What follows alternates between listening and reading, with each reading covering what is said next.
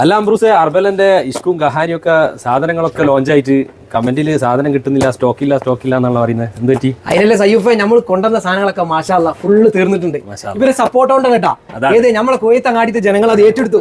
ഇതാ ഇപ്പൊ രണ്ടാമത്തെ ലോഡ് ഇന്ന് രാവിലെ വന്നിട്ടുണ്ട്. എത്ര വേണമെങ്കിലും അവൈലബിൾ ആയിട്ട് നമ്മുടെ അടുത്ത് എത്ര വേണമെങ്കിൽ നാട്ടിലേക്ക് പോകണമെങ്കിൽ ശ്രദ്ധിച്ചോളിട്ടാ നമ്മുടെ അടുത്ത് അവൈലബിൾ ആണ് ഈ സാധനം.